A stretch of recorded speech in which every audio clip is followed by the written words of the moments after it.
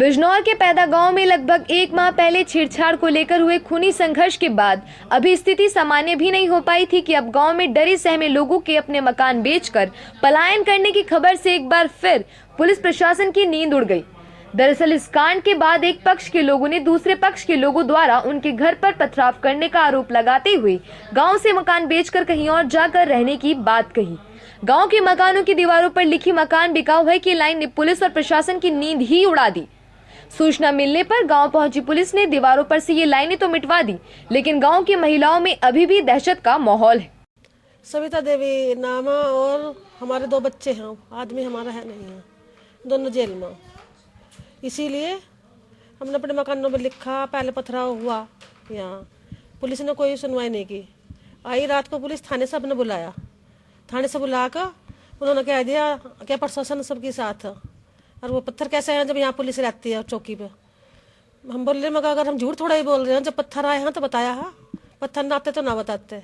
बस वे क्या कर चले गए। सुबह को अखबार आया, अखबार में छपवाया कि मुलजिम झूठ बोल रहे हैं, कोई पथराव नहीं हुआ, कोई सुनवाई नहीं हुई। हमने कहा पुलिस वाले हमारे यहाँ होने चाहिए, हमें सुरक्षा चाहिए, कोई सुरक्षा नहीं मिली। इसलिए हमने अपने मकानों पर बिकाऊ लिखा। रात में आए पुलिस वाले 11 बजे पुलिस वाले आकर बोले क्या वो तुमने ये क्यों लिखा है, कहाँ जा रहे हो, घर हो, क्या परेशानी तुम। हमें परेशानी हमारे बच्चे नहीं हैं, हमारे डंगर रंगे, छोटे छोटे बहू हैं हमारी, उनके छोटे छोटे बच्चे हैं, 3 परिवार हम इस मकान में दूसरे के यहाँ सोते हैं, अपने घर भी नहीं रहते हम रात को। इसलिए हमने लिखा। बोले क्या वो पोत लो, हमारे पे क्या फर्क पड़ता है, कोई फर्क नहीं पड़ता, चाहे सारे पे लिख लो। गाली गलौज करी उन्होंने। हाँ कहा गेट खोल लो, आपसे बात करनी है। हमने कही हमारे आदमी नहीं है, हम गेट नहीं खोलते, अब खोल लो, कोई बात करनी है। बस महिला पुलिस भी कोई नहीं थी उनके साथ में, सब जेंट्स थे। आप क्या चाहते हैं? हम यही चाहते हैं हमारी सुरक्षा होनी चाहिए। जब हमें सुरक्षा नहीं मिलने की, ये जब पथराव हुआ, पथराव हो कभी उन्होंने कह दिया कोई पथराव नहीं हुआ, कल के दिन को हमारी लेडीज को कोई किसी को भी मार देंगे तो कह देंगे इन्होंने खुद मार लिया अपने लेडीज को या बच्चों को अपने। दरअसल गांव में एक पक्ष के महज 10 घर हैं और उन्हीं घर के मर्द जेल में बंद हैं। ऐसे में घर के पुरुष न होने पर महिलाओं में दहशत और खौफ का माहौल बना हुआ है। अंकित कुमार। क्या हुआ था ये बताओ। हमारे यहाँ पर लगभग कोई पीछे 2 समुदाय में झगड़ा हुआ था, उसमें हमारे आदमी जो जेल जा चुके हैं, उसके बाद लगभग 6-7 दिन पहले हमारे घरों पर पथराव करते हैं। इस वजह से हम अपने मकान बेच कर यहाँ से जा रहे हैं। तो पुलिस को नहीं कहा? पुलिस का है तो मान लिया, पुलिस मतलब आती है, देखती चली जाती है, कोई मतलब एक पक्ष कार्रवाई हो रही है, दूसरी पक्ष सुनता ही नहीं कोई। रात पुलिस वाले आए थे, गाली गलौज करके घर में चले गए। क्या आप जमीन मतलब मकान को बेच रहे हो? कितने लोग हैं जो यहाँ से मकान बेच रहे हैं? लगभग ये 70-80 परिवारों का घर है, मतलब ये सभी जाना चाहते हैं यहाँ से। क्यों जा रहे हो, क्या डर हो क्या? डर क्या, पथराव होता है हमारे घरों पर हमारे, ठीक है। पुलिस से कहते हैं तो पुलिस मतलब मानती नहीं कि झुट्टा बताती है कि आप झुट्टी अब्बा कर रहे हो।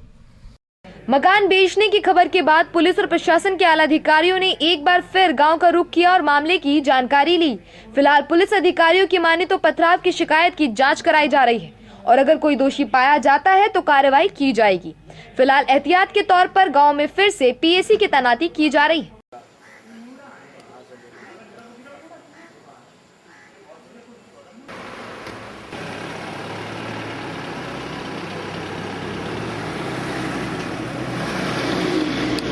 पैंदा में इस वक्त हम लोग आए हुए हैं और यहाँ पे जो हालात हैं बिल्कुल सामान्य हैं, लोगों का जनजीवन बिल्कुल सामान्य रूप से चल रहा है।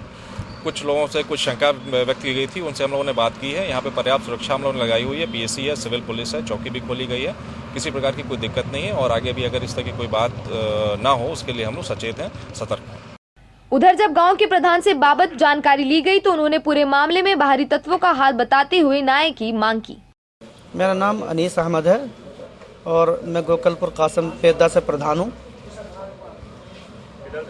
ये गांव में कुछ लोग मकान बेच के जा रहे हैं, क्या मामला है? देखो ये मकान बेचने वाली तो कोई ऐसी बात नहीं है, क्योंकि हमारे गांव के अंदर इस टाइम माहौल शांतिपूर्ण तरीके से बना हुआ है और हमारी कोशिश शुरू से अब तक यही रही है कि हम इस काम यहाँ पर अपने गाँव के अंदर शांति बना के रखें। ये तो कुछ बाहरी लोग आ रहे हैं और गाँव के अंदर इस तरीके से एक कोई माहौल ख़राब करने की एक साजिश बना रहे हैं।